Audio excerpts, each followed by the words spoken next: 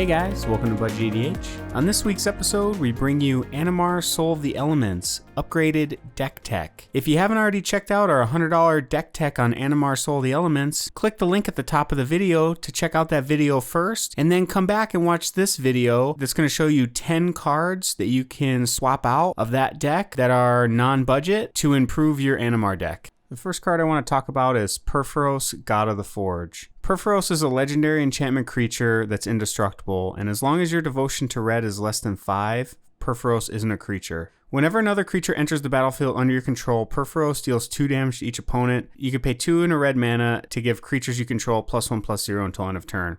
Peripherals is great in this deck. It's another combo enabler that works similarly to Impact Tremors. When you play your Ancestral Statue, when your Animar has 4 or more counters on it, and you have your Peripherals out on the battlefield, you can kill all of your opponents at the same time. So this is a great card if you want to play a combo strategy with Animar. We're taking out Tishana, Voice of Thunder from the deck. While she can be powerful, she's not as powerful as Peripherals, and her mana cost is a little high. She just doesn't do enough in this deck to warrant keeping her in over something like Peripherals. Eldrazi creatures are very powerful in Animar, and in our budget deck, we didn't have enough budget to include the really powerful Eldrazi Titans. In the non-budget version, I do recommend including the powerful Eldrazi Titans in the deck, and the first one we have is Lamacq, the Ceaseless Hunger. He costs 10 generic mana, and when you cast Lamacq, the Ceaseless Hunger, exile 2 target permanents. It does have indestructible, and whenever it attacks, defending player exiles the top 20 cards of his or her library. A lot of times,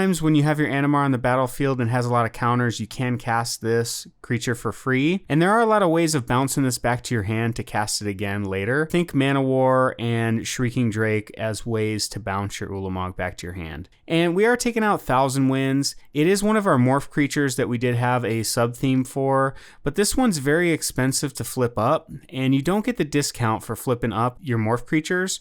So to pay 7 mana, it does give you a powerful effect, but keeping up 7 mana to return all tap creatures to their owner's hands in a deck where you do want to be tapping out most of the game to play creatures just doesn't do enough in this deck. Next up we have the other Lamacq, and this one is Lamacq the Infinite Gyre.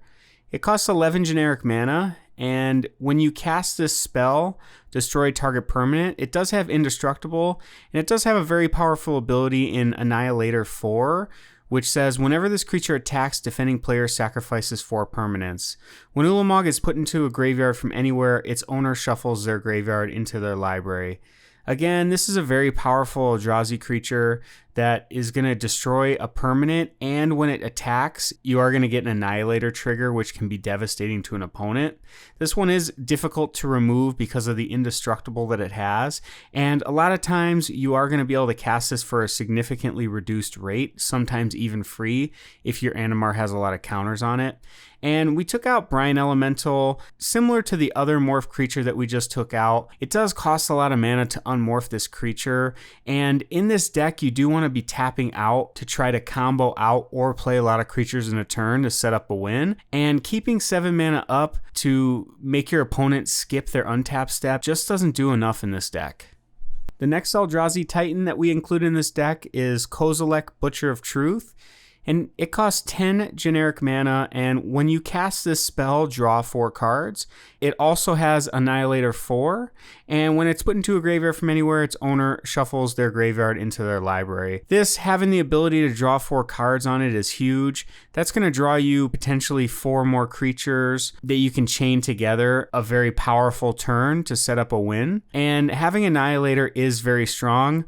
One thing to note, this one does not have any evasion or protection on it, so your opponents can't remove this creature easily, and you will see when you play this that most times it does get removed. Again, you can use some of your bounce effects to bounce this back to your hand in order to draw some more cards to find your combo pieces. And we took out another Eldrazi in Oblivion Sower. It does have a powerful effect of getting potentially up to 4 lands of your opponents and putting them onto the battlefield tapped, but on average you'll probably get around 1 or 2 lands off off of this creature, and that isn't as powerful as playing a game-changing Eldrazi Titan. The last of the Eldrazi that we included in this upgrade video is Void Winnower. It's 9 generic mana, and it has your opponents can't cast spells with even converted mana costs, and your opponents can't block with creatures with even converted mana costs. This card is extremely powerful. It does lock out some of the more powerful spells in the game, and at only $8, this is a really cheap inclusion to put in the deck. Now, I would take out Keru Spell Snatcher. Again, this is one of the more higher costed morph creatures. Keeping 6 mana open to morph and steal a spell when you could be doing better things and playing more creatures just doesn't cut it in this deck. The next card that we want to put into this deck is Birds of Paradise. It's 1 green mana for a flying creature that taps to add 1 mana of any color to your mana pool. This is just really great ramp in the deck, and it does let us tap for any color, which is important for getting our Animar out early. We do want to try to cast our Animar on turn 2 if possible,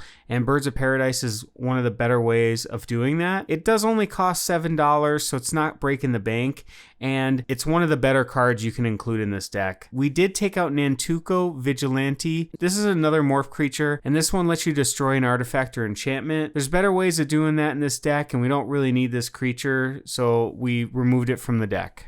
Next card I want to talk about is Vizier of the Menagerie. It's 3 and a green for a creature that lets you look at the top card of your library, and you may cast the top card of your library if it's a creature card. It also lets you spend mana as though it were mana of any type to cast creature spells.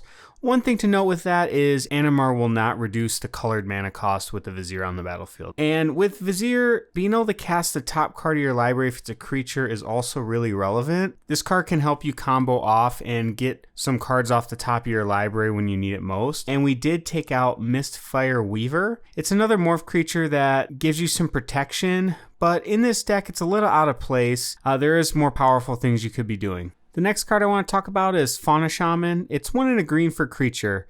You can pay a green and discard a creature card to search your library for a creature card, reveal it, put it into your hand, then shuffle your library. This is a much needed tutor effect. This is survival of the fittest on a creature. The budget version doesn't have any great tutors in it, and this one only costs $5, so it is a very cheap inclusion. Being able to pitch a creature and find the combo pieces you need to win the game are extremely powerful and something that is needed in this deck. And we did take out Ice Feather Aven. It's another morph creature that doesn't really do a whole lot in this deck.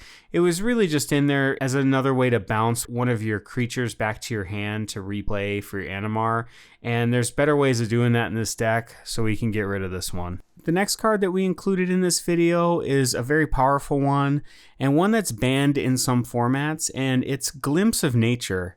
It's 1 green for sorcery, and whenever you play a creature spell this turn, draw a card.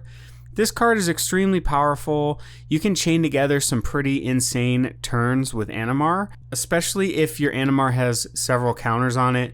You could potentially draw your entire deck and find your combo, as long as you have enough mana to play colored mana creatures. And we took out Surek Dragonclaw. This card is powerful in that your creatures can't be countered, but it is a little expensive at 5 mana, and even with Animar's discount, you still have to tap 3 mana to cast this spell, which is a lot in this deck, especially when you want to be chaining together turns where you're playing multiple creatures in a turn. One of the best cards that you can put into this deck that's non-budget is Cloudstone Curio. It's 3 generic for an artifact. Whenever a non-artifact permanent comes into play under your control, you may return another permanent you control that shares a permanent type with it to its owner's hand. So this is really good in this deck because Animar's main combo is playing creatures that give Animar a counter, and then if you're able to bounce those creatures back to your hand and replay them, especially any of the colorless or artifact creatures, you can grow your Animar infinitely large, and then if you have an Impact Tremors or Peripherals on the battlefield, you will just win the game on the spot by dealing damage to your opponent every time you play a creature. And we ended up taking out Rishkar Pima Renegade. It's a really good card and does have some synergy with Animar, but on power level, it doesn't even come close to comparing with something like Cloudstone Curio, which is one of the best cards you can have in this deck. Thank you so much for taking the time to watch our video today. If you haven't already, subscribe to our YouTube channel and check us out on social media on Facebook, Twitter, or Reddit. We'll see you next time.